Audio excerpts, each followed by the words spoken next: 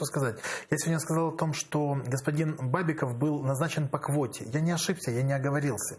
По поводу конкурса, тут очень хорошая информация появилась. Конкурс на должность заместителя директора Государственного бюро расследования был проведен таким образом, чтобы его победителями стали предопределенные лица. Это сообщил источник расследования Бигус-Инфо. Конкурс, который победил харьковчанин Александр Соколов и бывший адвокат Януковича Александр Бабиков, были проведены максимально непрозрачно, указывают все журналисты. То есть мы видим подлог и реально квотирование. Осталось выяснить, чья это квота и кто его протолкнул. И я сомневаюсь, что человек откажется от своей квоты, который пролоббировал назначение Бабикова на это место.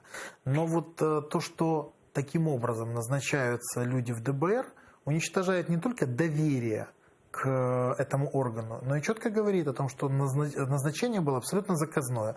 Значит, Бабиков будет выполнять какие-то заказы тех людей, которые пролоббировали его назначение. И вот это уже пугает.